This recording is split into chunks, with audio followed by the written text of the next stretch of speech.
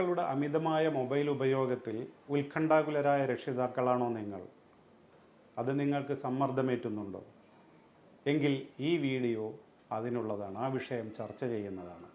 എൻ്റെ പേര് മുഷ്താഖ് അലി, ഞാൻ സൈക്കോളജിസ്റ്റ് ആൻഡ് ഫാമിലി കൗൺസിലറാണ്. ഓക്കെ, ഇന്ന് ലോകം മുഴുവൻ ചർച്ച ചെയ്യപ്പെടുന്ന ഒരു വിഷയമായി ഇത് മാറിയിട്ടുണ്ട്. മക്കളുടെ, പ്രത്യേകിച്ച് ചെറുപ്രായത്തിലുള്ള മക്കളുടെയും വിദ്യാർത്ഥികളുടെയും മൊബൈലിൽ അമിത സമയം ചെലവഴിക്കൽ, ദുരുപയോഗം. പ്രത്യേകം ഉണർത്തേണ്ട ഒരു കാര്യം, കഴിഞ്ഞ ആഴ്ച നമ്മുടെ പത്രങ്ങളിൽ ഒരു തലക്കെട്ട് വന്ന വാർത്തയാണ്. ഓസ്ട്രേലിയൻ ഗവൺമെൻറ് ആ നാട്ടിലെ 16 വയസ്സിന് താഴെയുള്ള എല്ലാവർക്കും മൊബൈലിലെ സോഷ്യൽ മീഡിയ പ്ലാറ്റ്ഫോമിലേക്കുള്ള പ്രവേശനം നിഷേധിച്ചു. അത് ലംഘിക്കുന്ന പക്ഷം കനത്ത ഓസ്ട്രേലിയൻ ഡോളറിൽ പിഴയടയ്ക്കേണ്ടി വരും. നിങ്ങളൊക്കെ വായിച്ചു കാണും. അപ്പോൾ ലോകം മൊത്തം ഉണർന്നു തുടങ്ങി എന്നുള്ളത് ഒരു നല്ല കാര്യം തന്നെയാണ്. മൊബൈൽ എന്ന് പറയുന്നത് നമ്മുടെ ജീവിതത്തിൽ ഒരിക്കലും ഒഴിവാക്കാൻ പറ്റാത്ത ഒരു സംഗതിയാണ്. നമ്മുടെ എന്ന് മാത്രമല്ല, ഒരു പരിധിവരെ നമ്മുടെ മക്കളായ വിദ്യാർത്ഥികളുടെ ജീവിതത്തിലും അങ്ങനെ തന്നെയാണ്. എന്നാൽ മൊബൈൽ തീരെ ഒഴിവാക്കാതെ അവ എങ്ങനെ നിയന്ത്രിക്കാം എന്നുള്ള ഒരു വിഷയമാണ് ഇന്ന് ഇവിടെ ചർച്ച ചെയ്യാൻ പോകുന്നത്. ഓക്കെ, മൊബൈൽ ഉപയോഗിച്ചത് കൊണ്ടുണ്ടാകുന്ന ദോഷവശങ്ങളെക്കുറിച്ചൊക്കെ നിങ്ങൾ ഒരുപാട് വീഡിയോകൾ കണ്ടതാണ്, കേട്ടതാണ്. അത് വീണ്ടും വളരെയധികം ദീർഘമായി ആവർത്തിച്ചുകൊണ്ട് ഒരു വിരസതയുണ്ടാക്കാൻ ഞാൻ ഉദ്ദേശിക്കുന്നില്ല. ആദ്യം നമുക്ക് ഇതെങ്ങനെ നിയന്ത്രിക്കാം എന്നുള്ളതാണല്ലോ നമ്മൾ ചർച്ച ചെയ്യാൻ പോകുന്ന വിഷയം. എന്താണ് ഇതിൻ്റെ പരിഹാര നടപടികൾ?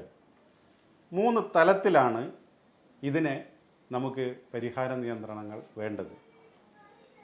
1 കുടുംബ തലത്തിൽ, 2 സ്കൂൾ തലത്തിൽ, 3 സർക്കാർ തലത്തിൽ. കുടുംബ തലത്തിലുള്ള പരിഹാരം എവിടെ തുടങ്ങുന്നു എന്ന് വെച്ചാൽ അത് രക്ഷിതാക്കളിൽ തുടങ്ങുന്നു.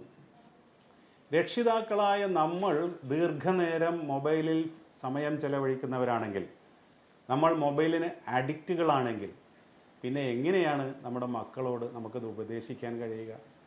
ഇംഗ്ലീഷിലൊരു ചൊല്ലുണ്ട്, don't worry that children are not listening to you, worry that they are watching U.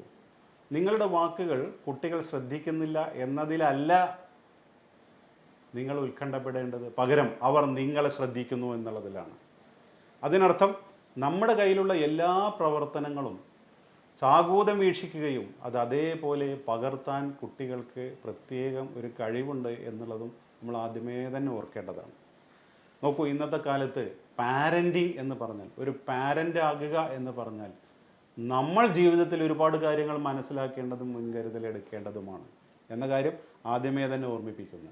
അപ്പോൾ ഒരു രക്ഷിതാക്കൾ എന്നുള്ള നിലയ്ക്ക് നമ്മൾ റോൾ മോഡലാകുക.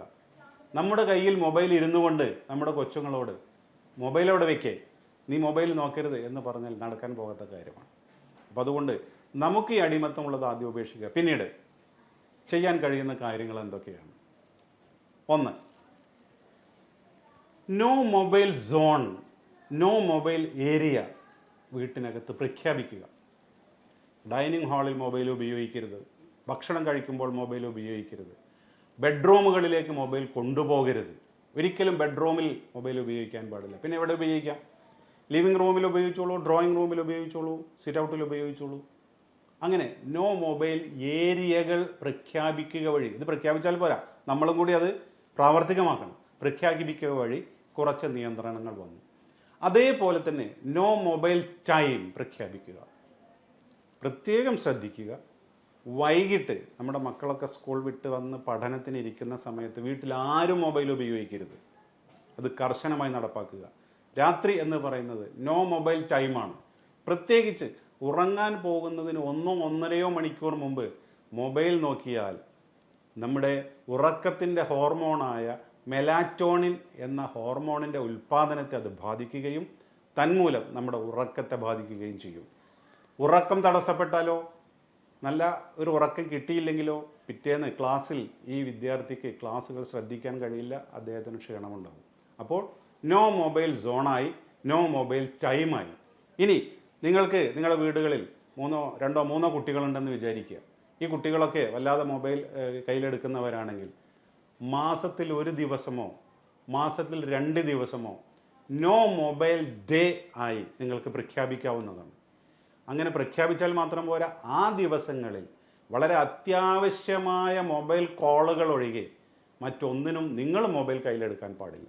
ഇങ്ങനെയൊക്കെ നിയന്ത്രണങ്ങൾ വരിക വഴി ചെറുപ്പത്തിൽ തന്നെ കുട്ടികൾക്ക് മനസ്സിലാകും ഇത് എന്തൊക്കെയോ ശ്രദ്ധിക്കേണ്ട, ഏതൊക്കെയോ തരത്തിൽ അപകടം പിടിച്ച ഒരു സാധനമാണെന്നുള്ള ഒരു അവബോധം അവരിൽ ഉണ്ടാവും. ഇനി മറ്റൊരു കാര്യം ശ്രദ്ധിക്കാനുള്ളത്, ഞാൻ നേരത്തെ ഓസ്ട്രേലിയൻ ഗവൺമെൻറ്റിൻ്റെ കാര്യം പറഞ്ഞു. ഓസ്ട്രേലിയൻ ഗവൺമെൻറ് 16 വയസ്സിന് താഴെയുള്ളവർക്ക് മൊബൈലിൽ സോഷ്യൽ മീഡിയയെ നിരോധിച്ചിട്ടുള്ളൂ. അതുപോലെ ഫേസ്ബുക്ക്, വാട്സപ്പ്, ഇൻസ്റ്റഗ്രാം, എക്സ് പോലെയുള്ള സോഷ്യൽ മീഡിയ പ്ലാറ്റ്ഫോമേ നിരോധിച്ചിട്ടുള്ളൂ. മൊബൈൽ നിരോധിച്ചിട്ടില്ല. കാരണം മൊബൈൽ നിരോധിക്കാൻ കഴിയില്ല. നമ്മുടെ വിദ്യാർത്ഥികളുടെ പല പാഠ്യ പദ്ധതികളും ഇന്ന് നടക്കുന്നത് മൊബൈലിലൂടെയാണ്. അപ്പോൾ അതുകൊണ്ട് മൊബൈൽ നൽകുന്നുവെങ്കിൽ അതിൽ വളരെ ഉപകാരപ്രദമായ എഡ്യൂക്കേഷൻ പോർട്ടലുകളുണ്ട്. അത് ഒന്ന് ഖാൻ അക്കാഡമി, അതേപോലെ തന്നെ ബൈജൂസ്, അതേപോലെ തന്നെ ഡുവോലിംഗോ, DUOLINGO എന്ന് പറയുന്ന വളരെ ഉപകാരപ്രദമായ ഒരു പോർട്ടലുണ്ട്. അത് ഭാഷ പഠിക്കാം, ഏത് വിദേശ ഭാഷയും പഠിക്കാം. ജർമ്മൻ, ഇറ്റാലിയൻ, ഫ്രഞ്ച്, ഇതുപോലുള്ള ഏത് ഭാഷയും, റഷ്യൻ, ചൈനീസ് ഒക്കെ പഠിക്കാം. ഇതുപോലെയുള്ള എഡ്യൂക്കേഷൻ പോർട്ടലുകൾ പരിചയപ്പെടുത്തി കൊടുത്ത് അതിൽ നടക്കുന്ന പരീക്ഷകൾ, അതിൽ നടക്കുന്ന ചോദ്യാവലികൾ, അതിൽ വരുന്ന ബാക്കിയുള്ള ടെസ്റ്റുകൾ, അതിൽ ലഭിക്കുന്ന മാർക്കുകൾ, ഈ മേഖലയിലേക്ക് കുട്ടികളുടെ ശ്രദ്ധ കൊണ്ടുവരിക. അതിനനുസരിച്ച് അതിൽ നേട്ടങ്ങൾ കൊയ്യുമ്പോൾ അവർക്ക് നല്ല പാരിതോഷികങ്ങൾ നൽകുക. പിന്നീട് അവർ ആ പാരിതോഷികങ്ങൾക്ക് വേണ്ടി മത്സരിക്കും. അപ്പോൾ മൊബൈൽ എന്ന് പറയുന്നത് സമയം കൊല്ലിയല്ല, മൊബൈൽ എന്ന് പറയുന്നത് ഒരു ഉപകാരപ്രദമായ വസ്തുവാണ് എന്നുള്ള അവബോധം ചെറുപ്പത്തിലെ കുട്ടികളിൽ ഉണ്ടാക്കേണ്ടതാണ്. പിന്നീട് ഇപ്പം നമ്മൾ ഒരു കാര്യം വേണ്ട എന്ന് പറയുമ്പോൾ പിന്നെ എന്ത് വേണം എന്നുകൂടി പറഞ്ഞു കൊടുക്കണം. വേണ്ട വേണ്ട എന്ന് മാത്രം പറയുന്നിടത്ത് പിന്നെ എന്ത് വേണം എന്നുള്ളതിന് ഒരു ഉത്തരം കിട്ടാതെ പോകുന്നു. നമ്മുടെ കുട്ടികൾ ഇന്ന് വീടിൻ്റെ അകത്തളങ്ങളിൽ ചുരുണ്ട് കൂടാൻ നിർബന്ധിതരായിരിക്കുകയാണ്. കാരണം വളരെ പെട്ടെന്ന് വ്യാപിക്കുന്ന നഗരവൽക്കരണം കളിസ്ഥലങ്ങളില്ലാതാക്കുന്നു. അതിനു പുറമെ നമ്മുടെ മീഡിയകളിലൂടെ തുടരെ വരുന്ന കുട്ടികളുടെ പീഡന വാർത്തകളിൽ രക്ഷിതാക്കൾ ഉത്കണ്ഠാകുലരാണ്. അതുകൊണ്ട് ഇവർ പുറത്ത് പോയില്ലെങ്കിലും വേണ്ടിയില്ല, ഇവർ വീട്ടിനകത്ത് തന്നെ ഇരിക്കട്ടെ എന്ന് രക്ഷിതാക്കൾ തീരുമാനിക്കുന്നു. അങ്ങനെ അലസരായി ഇരിക്കാൻ പറ്റുന്ന ഒരു പ്രായമല്ലല്ലോ കുട്ടിക്കാലം എന്ന് പറയുന്നത്, നമുക്കറിയാവുന്ന കാര്യങ്ങളാണ്. അപ്പോൾ നമ്മൾ എന്ത് ചെയ്യണം എന്ന് വിചാരിച്ചാൽ റെസിഡൻസ് കോളനികളോ അസോസിയേഷൻസോ അല്ലെങ്കിൽ അയൽക്കൂട്ടങ്ങളോ ഒക്കെ കുട്ടികൾക്ക് കായികമായി കളികളിൽ ഏർപ്പെടാവുന്ന സൗകര്യങ്ങൾ ഒരുക്കി കൊടുക്കുക എന്നുള്ളത് വളരെ അത്യാവശ്യമായ കാര്യമാണ്. നമ്മുടെയൊക്കെ കുട്ടിക്കാലത്തുള്ള സൗകര്യം ഇന്ന് നമ്മുടെ കുട്ടികൾക്ക് നിഷേധിക്കപ്പെട്ടിരിക്കുന്നു എന്നുള്ള സത്യം നമ്മൾ പലരും തിരിച്ചറിയുന്നില്ല. അപ്പോൾ അവരോട് നിങ്ങൾ മൊബൈലിൽ കളിക്കണ്ട, പുറത്തു പോയി പന്ത് കളിക്കൂ എന്ന് പറയുന്നത് ഒരു പൂർണ്ണതയാണ്. അതുകൊണ്ട് അതിനുള്ള സൗകര്യങ്ങൾ ഒരുക്കി കൊടുക്കുക. അതിൽ ആൺ പെൺ വ്യത്യാസമില്ലാതെ അവർക്ക് അവരുടെ താല്പര്യം ഏത് മേഖലയിലാണ്, അവർക്ക് സംഗീതത്തിലാണെങ്കിൽ അവരുടെ സംഗീത ക്ലാസ്സുകൾക്ക് വിടുക. അതേപോലെ തന്നെ കല, അതേപോലെ തന്നെ കായികം, അതേപോലെ തന്നെ സാംസ്കാരിക പ്രവർത്തനങ്ങൾ, ചർച്ചാ ക്ലാസ്സുകൾ, ഡിബേറ്റുകൾ, ഇതൊക്കെ സംഘടിപ്പിക്കാൻ രക്ഷിതാക്കൾ എന്നുള്ള നിലക്ക് നമ്മൾ മുൻകൈയിട്ട് ഇറങ്ങേണ്ടി വരും. അങ്ങനെ ഒഴിവ് ദിവസങ്ങളിൽ കുട്ടികൾ കൂടുതൽ സമയം മൊബൈലിൽ ഇരിക്കുന്നത് ആ വഴിക്ക് നമുക്ക് ഒഴിവാക്കാൻ കഴിയും. ഇതുപോലെ അവരുടെ ബാക്കിയുള്ള ഈ നേരത്തെ പറഞ്ഞ എഡ്യൂക്കേഷൻ പോർട്ടലുകൾക്ക് തിരിച്ചുവിടുക എന്നൊക്കെയാണ് നമുക്ക് ചെയ്യാനുള്ള കാര്യങ്ങൾ. അടുത്തത് സ്കൂൾ തലത്തിലാണ്. നിർഭാഗ്യവശാൽ നമ്മുടെ സ്കൂൾ അധികൃതർ എന്നും ഇത് വേണ്ടത്ര ഒരു ഗൗരവത്തിൽ എടുത്തിട്ടില്ല എന്നാണ് എനിക്ക് തോന്നുന്നത്. നിങ്ങൾ സ്കൂൾ തലത്തിൽ PTA-കളിൽ ഇടപെട്ടുകൊണ്ട് സ്കൂൾ തലത്തിൽ ഇടയ്ക്കിടയ്ക്ക് വിദഗ്ധരുടെയോ അതുപോലെ തന്നെ ഡോക്ടർമാരുടെയോ ഒക്കെ ക്ലാസ്സുകൾ സംഘടിപ്പിക്കുക. അധ്യാപകർ ഇടയ്ക്കിടയ്ക്ക് കുട്ടികൾക്ക് ബോധവൽക്കരണം നടത്തുക. ഈ മൊബൈൽ എന്ന് പറയുന്നത് വിജ്ഞാനത്തിനുള്ളതാണ്, വിനോദത്തിനുള്ളതല്ല എന്ന് ഇടയ്ക്കിടയ്ക്ക് അവർ ഓർമ്മിപ്പിച്ചുകൊണ്ടേയിരിക്കുക. അങ്ങനെ ഈ മൊബൈലിൽ കൂടുതൽ സമയം ചെലവഴിക്കുന്നത് തെറ്റാണെന്നുള്ള ബോധം അവർക്കുണ്ടാകണം. ഇനി സ്കൂളുകളിലും സ്കൂളുകളുടെ പരിസരങ്ങളിലും സ്കൂളിൻ്റെ മതിലുകളിലുമൊക്കെ നമുക്ക് ബോധവൽക്കരണ മുദ്രാവാക്യങ്ങൾ എഴുതി വയ്ക്കാവുന്നതാണ്. നേരത്തെ പറഞ്ഞ പോലെ മൊബൈൽ വിജ്ഞാനത്തിനുള്ളത്, വിനോദത്തിനുള്ളതല്ല. മൊബൈൽ അമിതമായാൽ അതും ഒരു ലഹരി. അതേപോലെ തന്നെ മൊബൈലിൽ നല്ലതും ചീത്തയും തിരിച്ചറിയുന്നവൻ ബുദ്ധിമാൻ, ഇത്തരത്തിലുള്ള മുദ്രാവാക്യങ്ങളൊക്കെ ക്ലാസ്സുകളിലും വരാന്തകളിലും ചുമരുകളിലും ഒക്കെ എഴുതി വെക്കുകയാണെങ്കിൽ കുട്ടികൾക്ക് ചെറുപ്പം മുതലേ ഒരു അവബോധമുണ്ടാവും. ഇത് ശ്രദ്ധിച്ച് കൈകാര്യം ചെയ്യേണ്ട ഒരു വസ്തുതയാണ്. മൂന്നാമത്തെ കാര്യം, ഇത് ഗവൺമെൻറ് തലത്തിൽ ചെയ്യേണ്ടതാണ്, അധികൃതരുടെ തലത്തിൽ ചെയ്യേണ്ടതാണ്. അച്ചടി, ദൃശ്യ, ശ്രാവ്യ മാധ്യമങ്ങളിലൂടെ നമ്മുടെ സെലിബ്രിറ്റികളെ ഉൾപ്പെടുത്തിക്കൊണ്ട് ഇതുപോലെയുള്ള പരസ്യം നൽകണം. ഇതിനെതിരെ മറ്റ് ലഹരികൾക്ക് എതിരെ ക്യാമ്പയിൻ നടത്തുന്ന പോലെ തന്നെ ഇതിനെതിരെയും ക്യാമ്പയിൻ നടത്തി ഇതിൻ്റെ അമിതമായ ഉപയോഗം ദോഷകരമാണെന്നുള്ള അവബോധം വളർത്തി അങ്ങനെ നമ്മുടെ ഈ തലമുറയെ ഇതിൽ നിന്ന് രക്ഷിച്ചെടുക്കാൻ പറ്റും. ഇനി ഇതുണ്ടാക്കുന്ന ദോഷവശങ്ങൾ രണ്ട് തലത്തിലാണ്. ഒന്ന് മാനസിക തലം, മറ്റൊന്ന് ശാരീരിക തലം. മാനസിക തലത്തിൽ എന്താണ് സംഭവിക്കുന്നത് നോക്കാം. ദീർഘനേരം ഒറ്റപ്പെട്ട് ഇതിന് മുൻപിൽ സമയം ചെലവഴിക്കുന്ന ഒരു കുട്ടിക്ക് മറ്റുള്ളവരുമായി ഇടപഴകാൻ ഇൻ്റർപേഴ്സണൽ ഇൻ്ററാക്ഷനുള്ള കഴിവ് നഷ്ടപ്പെടുകയാണ്. കാരണം അവൻ സദാസമയം ഇതിനകത്താണ്.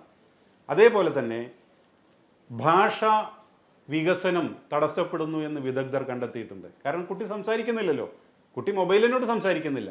ഈ പ്രായത്തിൽ മറ്റുള്ളവരുമായി സമപ്രായക്കാരുമായി ഇടപഴകി സംസാരിച്ചിട്ടാണ് സംസാരശേഷി ഈ ശൈലി വികസിച്ചു വരുന്നത്.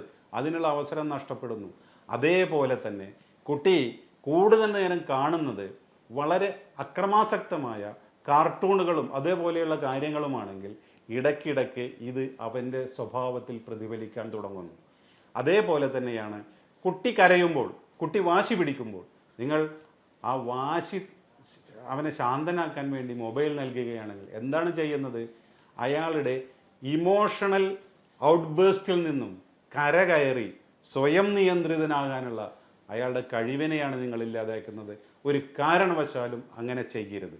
അപ്പോൾ മാനസികമായി ആങ്സൈറ്റി ഡിസോർഡറുകൾ ഉണ്ടാകുന്നു, മൂഡ് സ്വിങ്സ് ഉണ്ടാകുന്നു.